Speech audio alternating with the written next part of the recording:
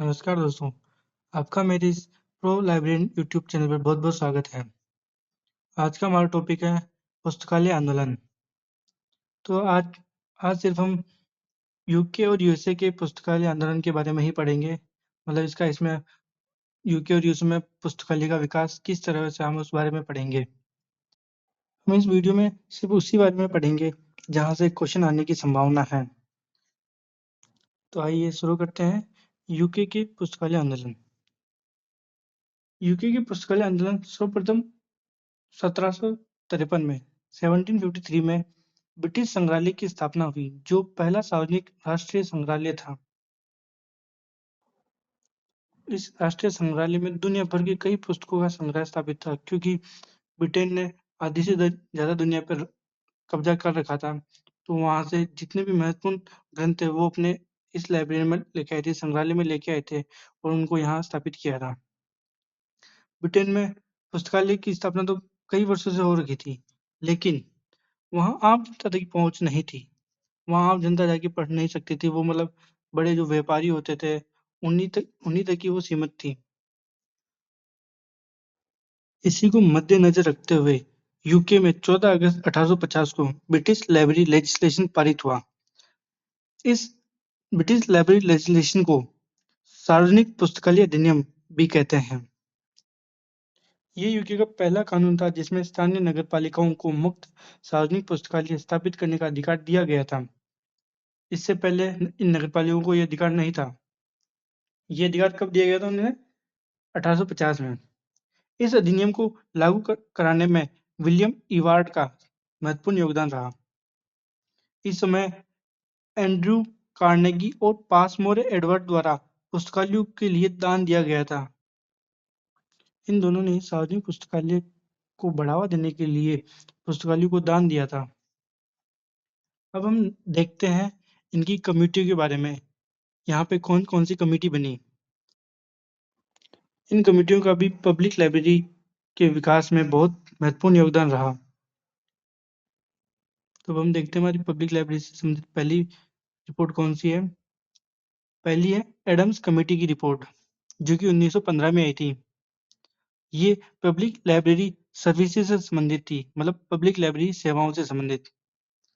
ये Carnegie trust द्वारा WGS Adams की अध्यक्षता में गठित की गई थी और इसका प्रभाव पब्लिक लाइब्रेरीज एक्ट 1919 पर पड़ा था।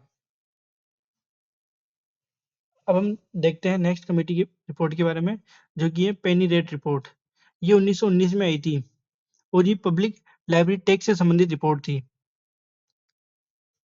मतलब टैक्स लगाने के संबंध में थी, मतलब लाइब्रेरीज के लिए। अब हम नेक्स्ट कमेटी देखते हैं JM मिशेल और फेडरिक कैनियन कमेटी रिपोर्ट। इसे शॉर्ट फॉर्म में मिशेल एंड कैनियन रिपोर्ट भी कहते हैं, जो कि इसका गठन हुआ था 1924 में और ये रिपोर्ट आई थी 1927 में। और ये पब्लिक लाइब्रेरी से संबंधित थी कमेटी भी। नेक्स्ट कमेटी है हमारी मैकगोल्विन कमेटी रिपोर्ट।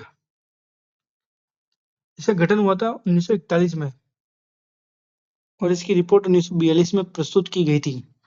और ये committee library association of UK द्वारा गठित की गई थी, जिसकी अध्यक्षता LR मैकगोल्विन ने की थी।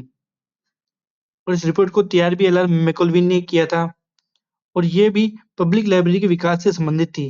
LR मैकगोल्विन कमेटी भी पब्लिक लाइब्रेरी के विकास से ही संबंधित थी। अब हमारी नेक्स्ट कमेटी है रॉबर्ट्स कमेटी रिपोर्ट। इसका गठन 1957 में हो गया था और ये प्रस्तुत 1959 में की गई थी। ये पब्लिक लाइब्रेरी की प्रशासनिक व्यवस्था से संबंधित थी। इस रिपोर्ट में काउंटीज और काउंटी बरोज को लाइब्रेरी अथॉरिटी बनाए रखने की वकालत की गई थी।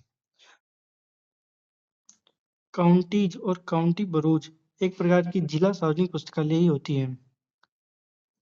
इस एक्ट के तहत इंग्लैंड और वेल्स में लोकल अथॉरिटीज पर एक कानूनी कर्तव्य डाला गया कि वो सभी नागरिकों के लिए एक व्यापक और कुशल सार्वजनिक पुस्तकालय सेवा प्रदान करें।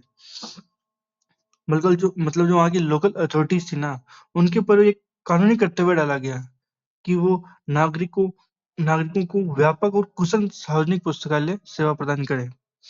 और जो ये public library and museum act था ना, ये बोर्डिलन रिपोर्ट पर आधारित था, जो कि 1962 पर आई थी। इसके बाद हम देखते हैं पेरी कमेटी रिपोर्ट। ये यूनिवर्सिटी लाइब्रेरी से संबंधित थी, ये हमने पहले भी पढ़ी थी। इसका गठन 1965 में हुआ था और इसकी रिपोर्ट 1967 में प्रस्तुत की गई थी। इसका अध्यक्ष थॉमस पेरी था। इसका उद्देश्य क्या था? इसका उद्देश्य था कि जो ब्रिटेन में विश्वविद्यालय पुस्तकालयों की समीक्षा करना और सुधारों की समीक्षा करना था। मतलब जो ब्रिटेन की विश्वविद्यालय पुस्तकालय थी, उसकी समीक्षा करनी थी कि उसका विकास कैसे करें। और इसी रिपोर्ट के आधार पर ब्रिटिश राष्ट्रीय पुस्तकालय की स्थापना हुई। हम पढ़ेंगे ब्रिटिश लाइब्रेरी के बारे में। देखो, जो ब्रिटिश लाइब्रेरी था, नेशनल लाइब्रेरी थी ना, वो किसके परिणाम स्वरूप हुई थी? उसकी स्थापना किसके परिणाम स्वरूप हुई थी? पेरी कमेटी रिपोर्ट के आधार पर हुई थी, है ना।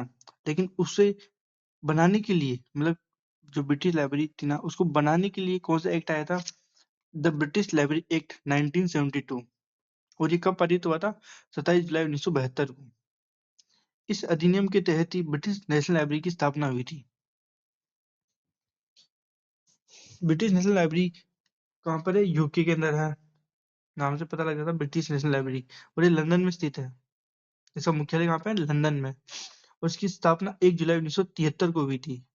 किस कानून के तहत? ब्रिटिश लाइब्रेरी एक्ट 1972 के तहत। और ये ब्रिटिश जी ये नेशनल लाइब्रेरी है ना, लाइब्रेरी, ये ब्रिटिश म्यूजियम लाइब्रेरी और नेशनल सेंट्रल लाइब्रेरी और national lending library for science and technology और ब्रिटिश नेशनल बिब्लियोग्राफी को मिलाकर हुई थी। इन सभी को मिलाकर नेशनल लाइब्रेरी ऑफ ब्रिटेन की स्थापना हुई थी। नेशनल लाइब्रेरी जैसे हमारी भारत की है, वैसे ही वहाँ की national library British national library है। तो इस चीज का ध्यान रखिए आप। और ये नेशनल लाइब्रेरी यूके, और इसको ना दूसरे नाम से भी जाना जाता है। क्या नाम है इसका? British national library. ये दोनों एक ही है, आप इसमें कंफ्यूज मत होना कि आप कंफ्यूज हो जाओ कि अलग अलग लाइब्रेरी है। नहीं, ये दोनों एक ही लाइब्रेरी है। और ये ब्रिटेन की, मतलब यूके की नेशनल लाइब्रेरी है, जो कि लंदन में स्थित है ना। और जो ये ब्रिटिश नेशनल लाइब्रेरी, ये एक सेवा प्रदान करती है जी, लोकस, लोकल कैटलॉगिंग सर्विस। ये सेवा ब्रिटिश नेशनल लाइब्रेरी द्वारा दी जाती है। ये काफी समय से दी जा रही है। ये सेवा ब्रिटिश नेशनल लाइब्रेरी की स्थापना के जब हुई थी तभी से दी जा रही है। लोकस में ये स्थानीय पुस्तकालयों के कैटलॉग के प्रबंधन में सहायता करता है। अब हम एक लाइब्रेरी एसोसिएशन के बारे में पढ़ लेते हैं, जो कि यूके में स्थापित हुआ था। इसने भी पुस्तकालयों के विकास में बहुत महत्वपूर्ण योगदान दिया था। सार्वजनिक पुस्तकालय के लिए बहुत महत्वपूर्ण योगदान दिया था। इसके बारे में हम अभी ज़्यादा चर्चा नहीं करेंगे, क्योंकि आगे हम इसके बारे में विस्तार से पढ़ेंगे, वहाँ इसकी चर्चा करेंगे। अभी सिर्फ नॉर्मल देखेंगे। लाइब्रेरी एसोसिएशन ऑफ यूके, इसे शॉर्ट फॉर्म में LAUK भी कहते हैं। इसकी स्थापना 1877 में हुई थी। और इसका वर्तमान नाम, पहले इसका नाम था लाइब्रेरी एसोसिएशन ऑफ यूके, लेकिन अब इसका वर्तमान नाम क्या है? Chartered institute of library and information professional है, जो कि ये 2002 में इसका नाम पड़ा था। तो यहाँ तक हमने पढ़ा कि यूके में सार्वजनिक पुस्तकालयों का विकास किस तरह से हुआ है। तो अब आगे पढ़ने से पहले आप इस चैनल को सब्सक्राइब जरूर करना और वीडियो को लाइक जरूर करना, और अपने दोस्तों को ये वीडियो जरूर से जरूर शेयर करना। अब हम नेक्स्ट देखेंगे यूएसए में पुस्तकालय आंदोलन किस प्रकार हुआ।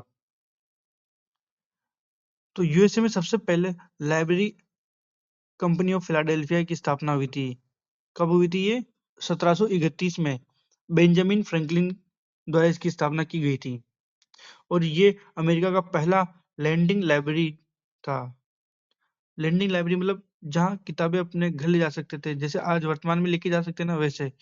पहले ऐसे नहीं था कि किताबें अपने घर ले जाते थे, नहीं, पहले वहां पर ही पुस्तकों का अध्ययन किया जाता था। और इसका मॉडल सदस्य आधारित था, मतलब सब्सक्रिप्शन बेस्ड था। वहाँ बैठ कर पढ़ने का चार्ज लिया जाता था।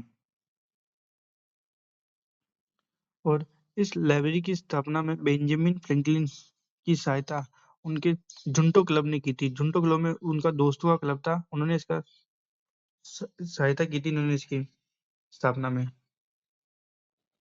अब हम देखते हैं मर्चेंटाइल लाइब्रेरी। मर्चेंटाइल लाइब्रेरी ये पुस्तकालय बिजनेस और इंडस्ट्री से जुड़े लोगों के लिए था, मतलब जो कोई अमीर व्यक्ति था उन्हीं के लिए ये थी, जो बिजनेसमैन थे ना उन्हीं के लिए। ये पुस्तकालय 1820 के दशक में शुरू हुए थे। इनके कई एग्जाम्पल हैं, जैसे New York mercantile library, mercantile library association of Boston और सिंसिनाटी मर्चेंटाइल लाइब्रेरी। इन सभी की स्थापना इसके शुरुआती दौर में हुई थी। अब हम देखेंगे स्कूल डिस्ट्रिक्ट पब्लिक लाइब्रेरी। इसकी स्थापना में डेविड क्लिंटन ने सहयोग किया था। ये स्कूल में होती थी ये लाइब्रेरी, जिसमें वहाँ के टीचर्स और पेरेंट्स और स्टूडेंट्स ये सब जाते थे। डेविड क्लिंटन उस समय गवर्नर ऑफ न्यूयॉर्क थे। इन्हीं की सहयोग से ये स्कूल डिस्ट्रिक्ट पब्लिक लाइब्रेरी की स्थापना हुई। ये कोई एक लाइब्रेरी नहीं थी, ये बहुत सारी लाइब्रेरीज थी, मतलब हर स्कूल में अलग अलग होती थी। अब हम देखेंगे न्यूयॉर्क पब्लिक लाइब्रेरी के बारे में। इसकी स्थापना 23 मई 1895 में हुई थी और इसकी स्थापना एस्टोर लाइब्रेरी जो कि 1950 में स्थापना हुई थी और लेनॉक्स लाइब्रेरी जिसकी स्थापना 1870 में हुई थी, वह टिल्डन ट्रस्ट, इन सभी को मिलाकर न्यूयॉर्क पब्लिक लाइब्रेरी की स्थापना हुई। अब हम नेक्स्ट अमेरिका की राष्ट्रीय पुस्तकालय की बात कर लेते हैं, जिसका नाम है लाइब्रेरी ऑफ कांग्रेस। इसकी स्थापना 24 अप्रैल 1800 में हुई थी। इसके संस्थापक उस तत्कालीन राष्ट्रपति जॉन एडम्स थे, उन्हीं के द्वारा इसकी स्थापना की गई थी। ये अमेरिका का नेशनल लाइब्रेरी है और यह अमेरिका तथा विश्व दोनों का, अमेरिका का तो है ही और विश्व का भी, दोनों का सबसे बड़ा पुस्तकालय है। अब हम एसोसिएशन के बारे में देख लेते हैं जिसने लाइब्रेरी की स्थापना में महत्वपूर्ण योगदान दिया था। पब्लिक लाइब्रेरी की स्थापना में बहुत महत्वपूर्ण योगदान दिया था। तो अमेरिका का है अमेरिकन लाइब्रेरी एसोसिएशन, ALA, जिसे शॉर्ट फॉर्म में ALA कहते हैं। इसकी स्थापना 6 अक्टूबर 1876 को हुई थी। ALA के बारे में हम आगे डिटेल से चर्चा करेंगे। इसके ऊपर अलग एक वीडियो आएगी जिसमें हम इसके पूरे इतिहास के बारे में और हर चीज के बारे में देखेंगे, इनकी सर्विसेज क्या है, हर चीज के बारे में देखेंगे। तो यहाँ पर अमेरिका का पुस्तकालय आंदोलन भी समाप्त होता है। आज की हमने इस वीडियो में देखा कि यूके और यूएसए के पुस्तकालय आंदोलन के बारे में आज हमने इसमें पढ़ा है।